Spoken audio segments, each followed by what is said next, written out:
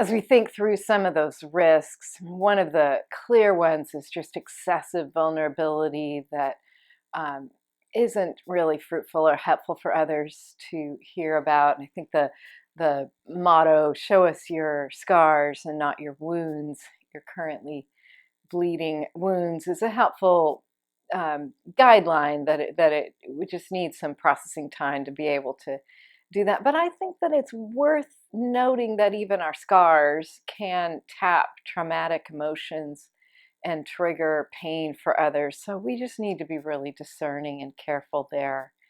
But on a deeper level, at bottom, we need to distinguish clearly between just the generic, personal, honest storytelling that we do, which is nice, and testimony, which is storytelling that is deeply rooted in the gospel. It's in service of a deeper truth that we want to be proclaiming. We see many good models of vulnerability in TED Talks and blogs and podcasts, but usually there's a certain arc to that story.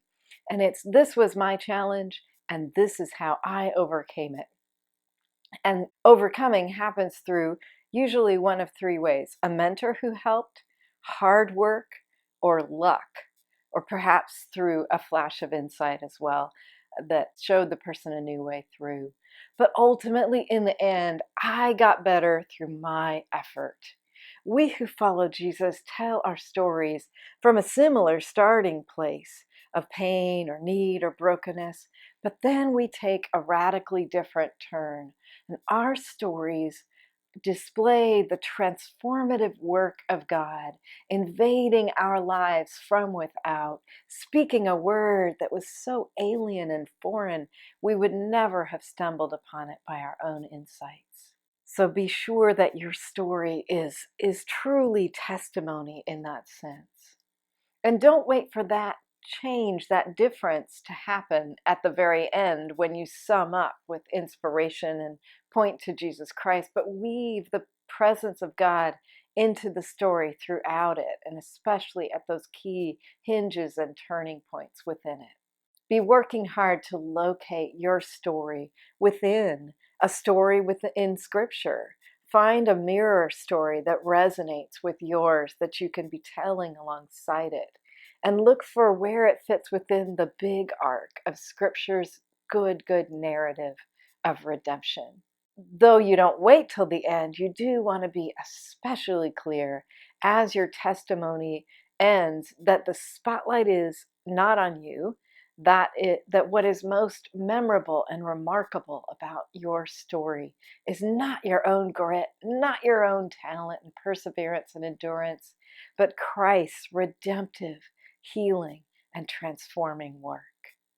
So work hard, especially on endings when you are writing testimony and when you are giving it. This is the point at which you have built a platform from which you can proclaim truth much more loudly and more clearly than if you hadn't brought us that testimony.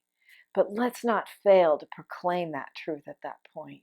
So use that moment well to promise, to challenge, to invite, and to bless. And the last thing I want to say about testimony is that your story is unique, and that is what you uniquely have to offer people. But it may not be that easy for everyone to identify with it. And so be sure that you draw the camera back enough to identify the emotions that are present in it. And that way you can broaden it out to other listeners whose life experiences may be very different from your own, who've never experienced just this unique story that you went through, but who can tap into and resonate with similar emotions from their own lives. And so you want to broaden that out and say, you may have tried something similar. You may have experienced something like this. You may know what this feels like. Notice how Reverend Chung does this in the testimony example that we'll be showing next, where he says, we've all experienced emotions like this, haven't we?